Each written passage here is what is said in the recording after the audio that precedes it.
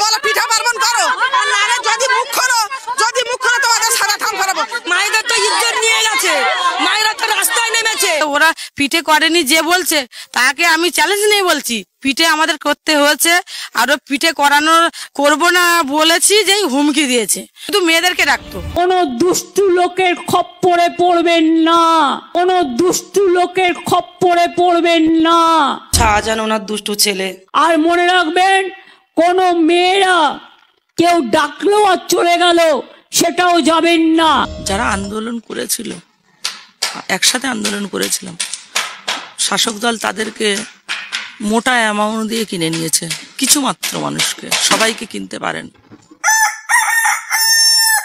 আজ থেকে প্রায় 1 বছর আগে সন্দেশখালিতে তৃণমূলের নেতারা যেভাবে কুড়িয়ে কুড়িয়ে সন্দেশ খেয়েছিল, অর্থাৎ আমি কি বলতে চাইছি তোমরা অবশ্যই বুঝতে পারছো যে আজ থেকে প্রায় 1 বছর আগে সন্দেশখালিতে তৃণমূলের নেতারা যেভাবে নারীদের ওপর নির্যাতন করেছিল, পুরুষদের ওপর অত্যাচার করেছিল, সেখানকার মানুষের জমি জমা সমস্ত ছিনিয়ে নিয়েছিল, অর্থাৎ একসঙ্গে দেখতে গেলে সেখানকার মানুষদের ওপর অত্যাচার নির্যাতন এই সবকিছু একসঙ্গে হওয়ার ফলে গোটা সন্দেশখালি জুড়ে যে ক্ষতর সৃষ্টি হয়েছিল, সেই ক্ষততে খানিকটা মলামের প্রলেপ লাগাতে গিয়েছিলেন আমাদের রাজ্যের মাননীয়া, সেটাও আবার এই রিসেন্ট, অর্থাৎ 1 বছর আগে সন্দেশখালির ঘটনা ঘটেছে, আর আমাদের রাজ্যের মাননীয়া, রাজ্যের মুখ্যমন্ত্রী যাচ্ছেন কখন?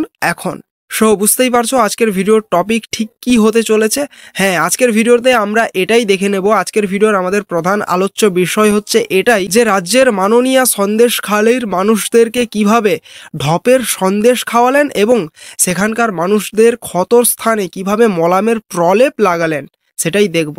তো চলো আজকের ভিডিওটা শুরু করা যাক। চলো ভাই, দেখো আপনি কি করতে। পিঠে পালো হচ্ছে মা বোনেরা, পৌষ পার্বণ হচ্ছে, মেলা হচ্ছে, পিঠে পার্বণ হবে। মাননীয়ার দলের কিছু কুলাঙ্গার নেতা সন্দেশখালিতে মা বোনেদেরকে নির্যাতন করত, পুরুষদের ওপর অত্যাচার করত, সেই সঙ্গে রাতের বেলা মাঝ রাতে মা বোনেদেরকে উঠিয়ে নিয়ে গিয়ে তাদেরকে পিঠে বানানোর জন্যে বলা হতো। আর এই ঘটনাগুলো যখন প্রকাশ্যে এলো, মিডিয়ার সামনে এলো, ভাইরাল হলো, তখন কিন্তু আমাদের রাজ্যের মাননীয়া সন্দেশখালিতে গিয়ে একবারও মা বোনেদের কেমন অবস্থা রয়েছে সেখানে সেটা দেখেননি, কিন্তু প্রায় 1 বছর পরে গিয়ে আমাদের রাজ্যের মাননীয়া সেখানে এখন মা বোনেদেরকেই পিঠে পুলি বানানোর গল্প শোনাচ্ছেন। এটা ঠিক ওই বাচ্চাকে চকলেট খাইয়ে ভোলানোর মতোই লাগছে না ব্যাপারটা? আমি জানি এখানে অনেক টাকার অঙ্কের খেলা হয়েছে, পরে দেখলেন তো সবটাই ভাওতা, মিথ্যা বেশি দিন চলে না। কুৎসা বিদায় হোক, অপপ্রচার বিদায় হোক, চক্রান্ত বিদায় হোক। আচ্ছা, তোমাদের কাছে আমার একটা প্রশ্ন, তাহলে সন্দেশখালিতে যে ঘটনাটা ঘটেছিল প্রায় 1 বছর আগে, সেটা কি তাহলে পুরোটাই ভাওতা, পুরোটাই কি অপপ্রচার, পুরোটাই কি মিথ্যাচার? যদি তাই হয় তাহলে মিডিয়ার সামনে যে উঠে এসেছিল মা বোনেদের আর্তনাদ, সবটাই কি মিথ্যা? আচ্ছা, ধরে নিলাম মাননীয়ার কথা ঠিক, তাহলে মাননীয়া এটা কেন বললেন যে দুষ্টু লোকেরা ডাকলে আপনারা যাবেন না? কোনো দুষ্টু লোকের খপ্পরে পড়বেন না।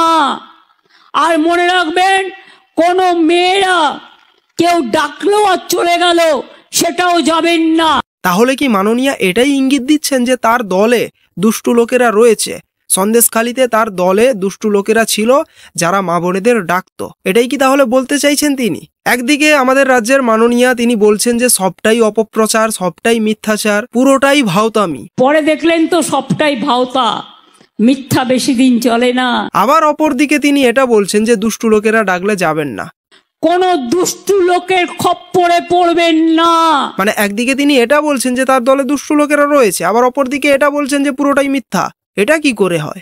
কোনো দুষ্টু লোকের খপ্পরে পড়বেন না। দুষ্টু লোকটা কে জানতে চাই? শাহজাহান দুষ্টু না বালু দুষ্টু না পার্থ দুষ্টু না অপা দুষ্টু? দুষ্টুটা কে? ঝেড়ে কাশতে হবে, তো ঝেড়ে কাশতে হবে, দুষ্টুটাকে উত্তর দিয়ে দেবো। সন্দেশখালিতে একটা ঘটনা ঘটলে আমার কানে আসবে 1 সেকেন্ডের মধ্যে। সন্দেশখালিতে কোনো ঘটনা ঘটলে মাননীয়ার কানে পৌঁছাবে 1 সেকেন্ডের মধ্যে, কিন্তু অলরেডি সন্দেশখালিতে ঘটে যাওয়া এত বড় একটা ঘটনা বোধহয় মাননীয়ার কানে ঠিকঠাক পৌঁছতে পারেনি, বা যদি মাননীয়ার কানে ঠিকঠাক পৌঁছেছিল তবে মাননীয়ার হেলিকপ্টারটা বোধহয় এতদিন একটু খারাপ ছিল, তার জন্যে বোধহয় মাননীয়া এতদিন পর্যন্ত সন্দেশখালিতে পৌঁছতে পারেননি। তাই 1 বছর পরে তাকে পৌঁছাতে হলো সন্দেশখালিতে। আমরা যে স্কিমগুলো দিচ্ছি এই স্কিমগুলোর জন্য কাউকে কোনো পয়সা দেওয়ার দরকার নেই। এটা গভর্নমেন্টের টাকা, আপনি পাচ্ছেন সরাসরি ব্যাংকের মাধ্যমে, তাই কাউকে কোনোদিন কেউ চাইলেও দেবেন না। আমাদের রাজ্যের মাননীয়া যেখানেই স্পিচ দেন, যেখানেই ভাষণ দেন, সেখানেই তিনি এই ধরনের কথাবার্তা বলে থাকেন। কিন্তু তারপরেও তার কিছু কিছু নেতা, তার কিছু কিছু কুলাঙ্গার নেতা এই সমস্ত সরকারি স্কিমগুলোর জন্যেও ভিখারির মতো দুহাত তুলে চাঁদাটা চাইতে চলে যায়। ঠিক বাংলা আবাস যোজনার টাকা অ্যাকাউন্টে পৌঁছতেই হাত পাততে পৌঁছে যাচ্ছেন তৃণমূল নেতা কর্মীরা। কারণ 15-20 হাজারের কম লেয় না মা, আমার বিশ্বাস করেন, শুনেন আমার এই টাকার ভাগিদার কেউ নয়, আমরাই, তাছাড়া আর কেউ না। টাকা নেওয়ার কথা অস্বীকারও করেননি তৃণমূলের ওই নেত্রী।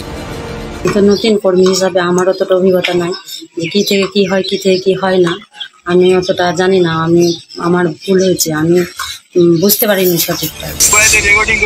না, আমি 20,000 টাকা তুমি মার কাছে চাইতে আসছো। 20,000 টাকা তুমি কিসের জন্য? তোমাকে 20,000 টাকা দিব। আমি এই যে রোডে আছি, রোডে আসলে না, কিসের জন্য 20,000 টাকা দিব বলো? মার কাছে তো চাইতে আসছো, এখন বলতে পারছো না? বিরাট কাজ হচ্ছে, বিরাট। আচ্ছা, আলটিমেট তাহলে সিনটা কি দাঁড়ালো?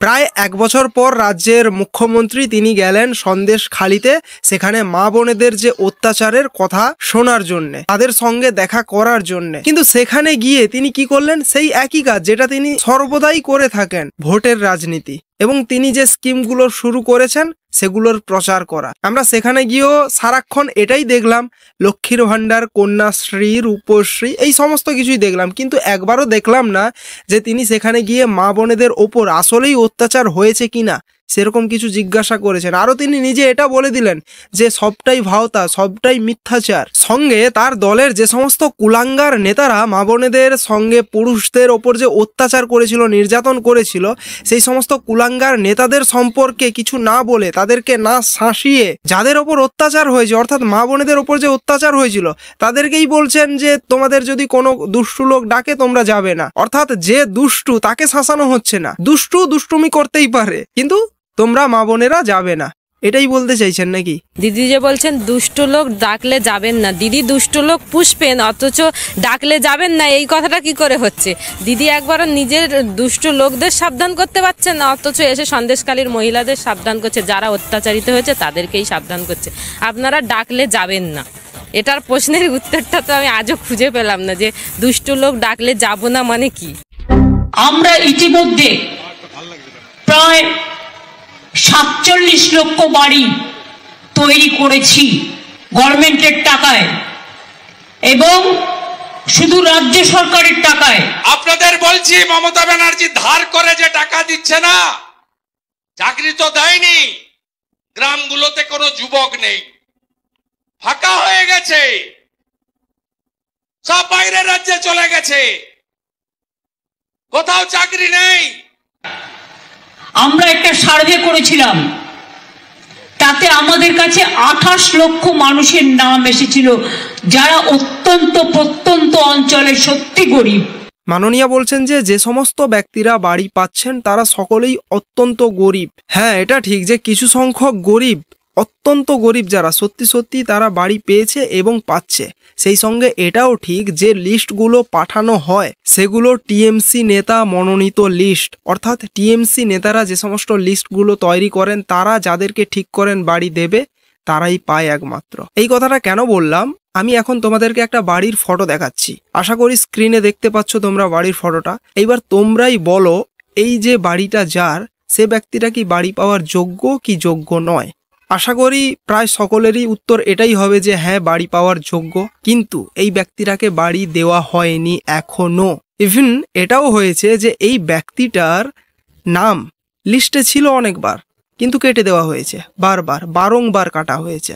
আর কেটেছে কারা? তৃণমূল নেতারাই কেটেছে। যে বাড়ির ফটোটা দেখালাম সেটা হচ্ছে আমার বাড়ি।